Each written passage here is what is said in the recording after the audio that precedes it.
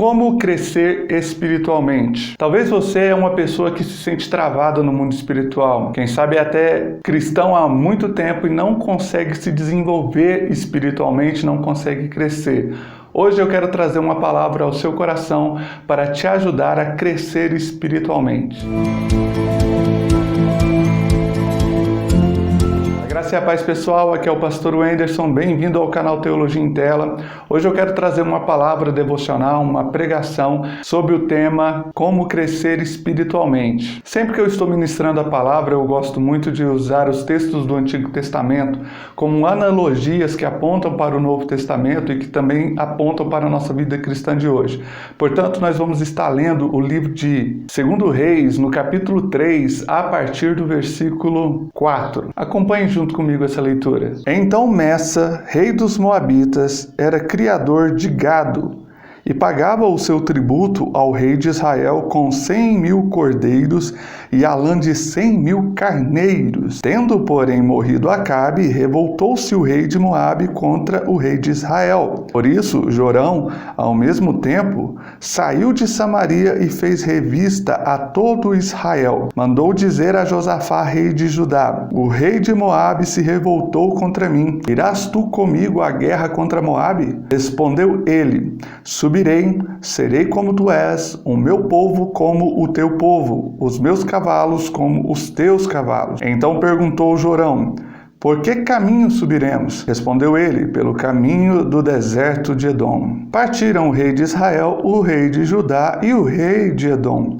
Após 7 dias de marcha, não havia água para o exército e para o gado que o seguiam. Então disse o rei de Israel: ai, o Senhor chamou a estes 3 reis para entregar nas mãos de Moabe. Perguntou, porém, Josafá: não há aqui algum profeta do Senhor para que consultemos o Senhor por ele? Respondeu um dos servos do rei de Israel: aqui está Eliseu, filho de Safate, que deitava água sobre as mãos de Elias. Disse Josafá: está com ele a palavra do Senhor. Então o rei de Israel, Josafá e o rei de Edom desceram a ter com ele. Mas Eliseu disse ao rei de Israel: que tenho eu contigo? Vai aos profetas do teu pai e aos profetas de tua mãe. Porém, o rei de Israel lhe disse: não, porque o Senhor é quem chamou estes 3 reis para os entregar nas mãos de Moabe. Disse Eliseu: tão certo como vive o Senhor dos exércitos, em cuja presença estou, se eu não respeitasse a presença de Josafá, rei de Judá, não te daria atenção, nem te contemplaria o rosto. Ora, pois trazei-me um tangedor. Quando o tangedor tocava, veio o poder de Deus sobre Eliseu. Este disse: assim diz o Senhor, fazei neste vale covas e covas, porque assim diz o Senhor: não sentireis vento, nem vereis chuva, todavia este vale se encherá de tanta água que bebereis vós, o vosso gado e os vossos animais. Aleluia. Senhor meu Deus Todo-Poderoso, o Senhor conhece agora o coração da pessoa que está me ouvindo através dessa ministração. Que a Tua palavra possa falar poderosamente ao seu coração e que em nome de Jesus o Senhor manifeste-se nos nossos dias, trazendo paz, esperança, consolo e uma mudança na nossa postura, na nossa maneira de ver, de agir e perceber a vida cristã, a vida espiritual, para que nós possamos experimentar um crescimento espiritual sem precedente. Fala ao nosso coração por meio dessa palavra, usa esse texto, usa, Senhor, em nome de Jesus, a minha voz apenas como um instrumento daquilo que é o Senhor que quer falar, daquilo que o Senhor vai falar, pois eu não conheço a pessoa que está me ouvindo agora, não sei do que se passa dentro dos seus corações, mas o Senhor sabe, o Senhor conhece, e eu creio, meu Pai, que a Tua palavra ela é viva e eficaz. Portanto, unge cada uma dessas palavras e usa-me, ó Deus, como instrumento nas Suas mãos, através desse canal, para que essa bênção chegue ao coração das pessoas que precisam de ouvir a Tua voz. Assim oramos, em nome de Jesus, e declaramos esse momento abençoado para a glória de Deus Pai. Amém. Vamos aprender então, a partir desse texto, como crescer espiritualmente, com alguns exemplos que nós podemos perceber através da vida destes personagens que compõem esse relato, essa história. No livro dos Reis, é comum a gente ver vários tipos de conflitos e de guerra. Geralmente os reis, tanto de Israel quanto de Judá, são lembrados por suas façanhas ao temer ou ao não temer ao Senhor Deus. Geralmente a crônica ou até mesmo o livro dos reis vai reportar que aquele rei fez o que era bom e reto perante ao Senhor, ou aquele rei fez o que era mal perante o Senhor. Aqui nós temos duas figuras, a figura do rei Jorão. O rei Jorão havia acabado de herdar o trono do seu pai Acabe. Acabe fez o que era mal perante o Senhor. Ele não temia a Deus e ele sempre fazia coisas erradas. Ele idolatrava muito, por exemplo. O Acabe, caso você não se lembre, foi aquele rei esposo da Jezabel, a famosa Jezabel. E o Jorão, seu filho, herdou o seu trono logo após a sua morte.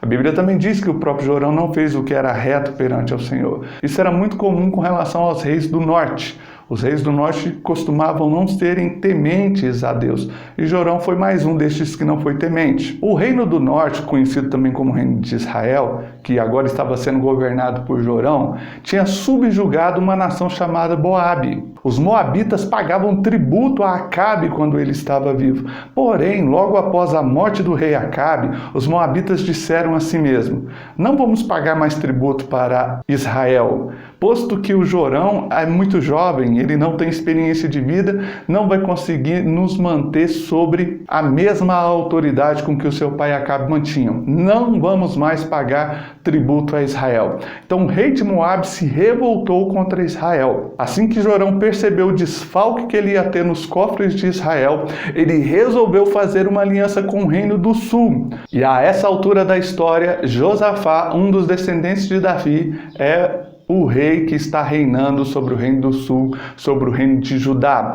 E Jorão vai justamente pedir ajuda para Josafá, para que eles possam guerrear contra Moabe e impedi-lo de fazer o intento que ele estava planejando de parar de servir ao rei de Israel, de parar de pagar os seus tributos. Quando eles foram caminhando para guerrear contra Moabe, eles ainda passaram por um outro reino, o reino de Edom, que a essa altura estava também servindo ao reino de Israel. E pegaram o exército desse reino e todos os três juntos foram até Moabe para guerrear. Acontece que enquanto eles estavam caminhando para ir até Moabe, eles precisaram passar por um deserto. Depois de 7 dias caminhando pelo deserto, perceberam que não tinham água. Então, o desespero dessas pessoas, desses 3 exércitos, foi muito grande, porque eles imaginaram: se voltarmos sem água, vamos morrer no calor do deserto. Se prosseguirmos avante, quando chegarmos a enfrentar os exércitos inimigos, estaremos enfraquecidos, desfalecidos, e não conseguiremos vencer essa luta. Então vamos morrer. Jorão, como um mau crente, como uma pessoa que não temia a Deus, Jorão, como um homem cheio de si mesmo, ele culpou a Deus pelo seu desastre. Ele culpou a Deus por aquilo que ele mesmo estava colhendo quando plantou errado. Ainda bem que ali tinha o Josafá. O Josafá era um homem temente a Deus e ele foi o camarada que teve a ideia de consultar ao Senhor por meio de algum profeta. Se de fato dependesse do rei Jorão, todos aqueles 3 reis e todo aquele exército morreria, deixando órfãos e viúvas para trás. Mas e agora? O que nós podemos aprender por meio desta história? O que nós podemos de fato aprender para aplicar nas nossas vidas a fim de que possamos crescer espiritualmente? A primeira coisa que você tem que levar em consideração é que você precisa planejar o seu crescimento espiritual. Sem um planejamento, no momento em que o deserto chegar, vai faltar água. No momento em que a dificuldade bater a porta, você não vai ter força, não vai ter entendimento para orar orar a Deus, para buscar por meio da palavra, não vai ter uma pessoa a quem você recorrer para pedir ajuda, para pedir bênção. Então, confira se os tonéis de águas estão cheios, se a água que você tem é suficiente para te alimentar. Eu acho interessante porque, entre muitos simbolismos que a água pode apontar, no Novo Testamento Jesus diz que do seu interior fluirão rios de águas vivas. E o próprio texto explica que ele disse isso se referindo ao Espírito Santo.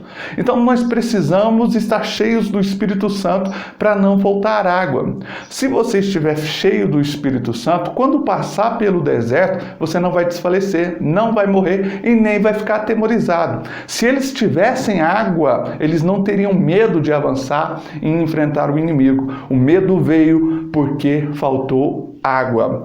Então, o primeiro passo para crescer espiritualmente, a partir dessa analogia, é: não deixe faltar o Espírito Santo na sua vida.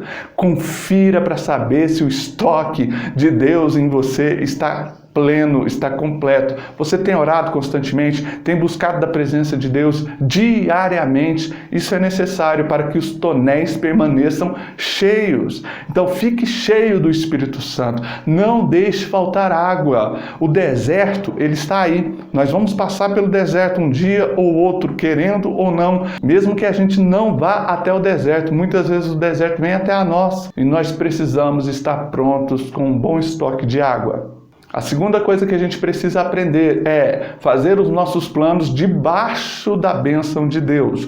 O Jorão, ele arquitetou um projeto, ele arquitetou um plano. Não vamos permitir com que o inimigo deixe de pagar tributo. E aí ele pensou: vou chamar o exército de Josafá para me ajudar, e vou aproveitar e vou pegar o exército de Edom para me ajudar também, e vou fazer um grande número aqui de homens, de soldados, para que a gente possa ir para essa guerra e não vai ter como eles nos derrotar, porque a gente vai chegar lá com um turbilhão de pessoas e eles não vão conseguir nos enfrentar, vão até ter medo e vão pedir misericórdia, clemência. Ele fez todo um plano, imaginou toda a vitória, arquitetou tudo, mas não pediu o favor do Senhor, não pediu a bênção de Deus. E era costume dos reis que temiam ao Senhor sempre consultar o profeta do Senhor. Então o que percebemos é que Jorão foi petulante, arrogante e achou que poderia fazer as coisas da maneira dele, sem o consentimento, sem o aval, sem a bênção de Deus. Então a segunda coisa que nós precisamos para crescer espiritualmente: deixe de ser arrogante, sempre peça o aval do Senhor. Sempre peça a Deus sobre os planos que você tem. No Novo Testamento, o próprio Tiago diz o seguinte: não diga amanhã vou fazer tal coisa, mas sim, se Deus permitir, se Deus quiser, com a bênção do Senhor, eu irei a tal lugar, eu irei e entrarei em tal cidade e negociarei segundo for a vontade do meu bom Deus. Então, a Bíblia não condena você fazer planos, você precisa. O erro está em não pedir o favor e a bênção do Senhor sobre os seus planos. Terceiro passo para crescer espiritualmente: não culpe o Senhor Deus pelos seus erros. Assuma as suas próprias responsabilidades. Não culpe as circunstâncias. Jorão culpou a Deus por aquela situação que ele estava vivendo, sendo que o plano foi dele, a ideia foi dele, e nem sequer pediu bênção, pediu consentimento do Senhor. E agora ele está reclamando, dizendo que o Senhor é contra ele e que o Senhor Deus planejava matar os três. Ora, o que Deus tinha a ver com o plano de Jorão quando ele decidiu ir lá castigar Moabe por Moabe desistir de pagar o tributo? Esse foi um erro fatal que quase custou a vida do Jorão. Depois disso, nós podemos aprender mais uma coisa. Quando estamos numa situação de desespero, quando estamos numa situação onde o deserto está à nossa frente, nós estamos sem água, a coisa certa a fazer é ter humildade e procurar conselho no Senhor, procurar conselho nos profetas do Senhor, procurar conselho naqueles que podem nos ajudar. O Josafá, que estava naquela situação e era um homem temente a Deus, ele teve uma ideia. Será que não existe por aqui algum profeta do Senhor para que possamos falar com o Senhor através deste profeta? Esta foi a ideia do Josafá. E o interessante é que Jorão não diz nada. E o Jorão bem sabia que havia ali o profeta. Porém, um dos servos do Jorão é que vai dizer a Josafá: não, tem sim. Aqui por essas bandas, aqui por esses lugares, nós podemos encontrar o profeta Eliseu, e ele era discípulo, ele deitava água às mãos do profeta Elias. Tanto Elias quanto Eliseu são famosos na palavra de Deus, na Bíblia, por seus milagres, por seus prodígios, por serem homens que carregavam a palavra do Senhor. Tanto é que o próprio Josafá diz: bom conselho, está com ele a palavra do Senhor, vamos lá consultá-lo, vamos pedir para ele uma direção, uma opinião. O Jorão, todo sisudo, provavelmente não queria ir, mas devido àquela situação e àquela circunstância, ele não teve escolha e eles foram até o profeta Eliseu. O profeta Eliseu percebia tanto que o Jorão era um homem que não temia a Deus, que nem sequer queria falar com ele. Apenas atendeu a necessidade e a demanda do povo de Israel, por amor ao próprio povo de Israel e também em respeito a Josafá, que esse sim era um rei que temia a Deus. Ele próprio diz isso na sua palavra quando ele está discutindo com o rei Jorão sobre as possibilidades que eles tinham para ser salvos. O profeta Eliseu chega a dizer a Jorão que se não fosse pela presença de Josafá, ele não teria estado ali para ajudá-lo. E com isso a gente acaba aprendendo nas entrelinhas mais uma coisa muito importante, que é exclusividade ao Senhor. O Senhor Deus é um Deus que quer a sua exclusividade. Sim, isso é verdade. A palavra de Deus nos diz que o Senhor não divide a sua honra com ninguém. A honra dele, ele não entrega aos ídolos de barro. A honra dele, ele não entrega aos homens. A honra dele pertence a ele. E ele precisa ser honrado e glorificado pelos grandes milagres e bênçãos que ele tem feito na sua vida. Sabe quantas vezes nós paramos para agradecer ao Senhor por tudo que ele já tem feito ao nosso favor? Então, cuidado com isso. Quer crescer espiritualmente? Respeite todos esses princípios. Agora, com mais detalhes, eu ainda quero te passar o último princípio, talvez o mais importante. Este princípio é fundamental para você que quer crescer espiritualmente. Quero apenas lembrá-lo para não se esquecer de se inscrever no canal. Logo abaixo aí, se inscreva no canal do Teologia em Tela e acompanhe as nossas ministrações para a nossa edificação espiritual. Agora, voltando aqui para a nossa ministração, para a nossa palavra, eu quero que você perceba que o profeta Eliseu, ele foi usado por Deus para dar uma direção aos exércitos que estavam ali, aqueles 3 homens. Se vocês querem vencer a guerra, vocês terão que fazer isso. E na verdade é que o segredo da vitória pertence àqueles que obedecem à direção do Senhor. Neste caso, a direção de Deus foi dada através de um profeta e só venceu aqueles que obedeceram. Agora eu quero que você pense que nem sempre é fácil obedecer à direção que foi proposta. Geralmente é muito difícil. Pense você se fosse um dos soldados que estivessem ali no meio daquele povo, com sede, cansado, já caminhou 7 dias, sabe que agora não tem lugar para onde correr e que talvez a morte vai vir antes do que você esperava. E chega um profeta, um homem de Deus, talvez por alguns considerado meio doido, meio maluco, gostava de ficar no deserto, porque ele andava segundo a direção do Senhor. E ele diz o seguinte: você cansado no meio do deserto, faça um buraco no chão. E é interessante que o texto usa essa expressão, né? Faça cova, muitas covas, numerosas covas, porque vocês não vão ver vento, não vão sentir a brisa no ar, não vão perceber nada, mas a água vai vir e vai encher as covas que estiverem sido abertas. Eu creio que naquele ambiente onde eles estavam, teve reação de várias naturezas. Um talvez até pensou, ele quer que a gente faça cova porque sabe que vamos morrer, para ficar mais fácil de todo mundo ficar enterrado. Alguns olham de uma perspectiva negativa, alguns olham para o lado mais severo da situação. Para que eu vou fazer cova, cansado e com sede? Vou acabar de morrer mesmo. Mas lembre-se, nem sempre é fácil obedecer. E aquele que quer crescer espiritualmente precisa obedecer à palavra, mesmo que pareça difícil, às orientações, mesmo que elas sejam complexas, mesmo que eu não possa entendê-las. E, gente, independente do nível hierárquico que você esteja na igreja, você vai precisar fazer a cova em alguns momentos. Eu imagino que no meio daquele exército tinha pessoas com patente, tinham pessoas que eram mais fracas, mais altas, mais baixas, com maior influência, com menor. Mas eu acredito que nós precisamos perceber esse texto como uma cova individual, como uma situação individual. no quesito espiritual, com certeza é individual. Cada um precisa cuidar da sua própria aliança com Deus, da sua própria vida com Deus, de cavar a sua própria cova, por assim dizer. Ou seja, preparar dentro do seu coração um local onde o Espírito Santo possa permanecer, morar e fluir por meio da sua vida. Houve aqueles que se cansaram rapidamente e fizeram covas pequenas. Houveram também aqueles que, cruzando os braços, se encostaram em algum local e ficou vendo os outros trabalhar. Na nossa família, nas nossas igrejas, tem todo tipo de pessoa. Ao passo que também houveram aqueles que se juntaram um com o outro e disseram, vamos trabalhar junto, e fizeram covas grandes. Deus não pode mentir com relação à sua palavra. Eu não sei quantas pessoas que estavam naqueles exércitos que de fato obedeceram à ordem do profeta, que de fato obedeceram a Deus. Mas o fato é que a palavra de Deus sempre vai se cumprir. E no dia seguinte, as águas vieram e aquele vale ficou repleto de água. Aleluia! A palavra de Deus sempre vai se cumprir. O Espírito Santo vai ser derramado sobre as nossas vidas. Sabe, no Antigo Testamento, é interessante essa palavra cova, lembra o caixão, lembra um local onde o defunto vai ser enterrado.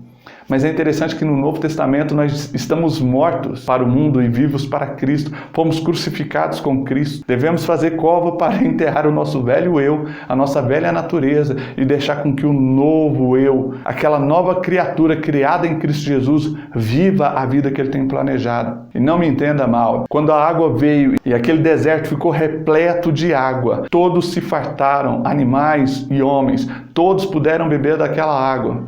Talvez você me pergunte, até aqueles que ficaram de braços cruzados só olhando, eles desfrutaram por causa da misericórdia de Deus. Mas preste muita atenção, eles eram necessários na batalha e na guerra.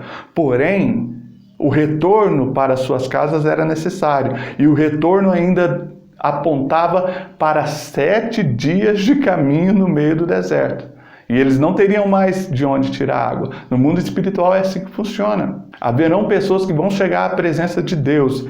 O próprio Jesus diz isso. E Jesus olhará para eles e dirá, apartai-vos de mim, porque eu nunca vos conheci. Eles dirão, como assim? A gente expulsou demônio, a gente fez milagre, a gente fez tudo no teu nome. E Jesus diz, em verdade vos digo que nunca vos conheci. Algumas pessoas às vezes se acham espertas e participam das igrejas, participam dos cultos, participam da vida espiritual, dizem ser filhas de Deus, dizem ser tementes a Deus, mas não estão crescendo espiritualmente, mas não estão crescendo espiritualmente porque está faltando obedecer os princípios, porque está faltando seguir os comandos da palavra do Senhor, e eles vão perder no final. Parece que não, aparentemente está tudo bem, mas há um caminho de retorno para casa. No nosso caso, aqui é um tempo onde nós temos a bênção do Senhor, mas convenhamos, é passageiro. Nós estamos voltando para casa, estamos voltando para os braços de Jesus, para os braços do Pai. É tempo de aprender a obedecer. Quer crescer espiritualmente? Siga esses princípios. Pode até não ser fácil.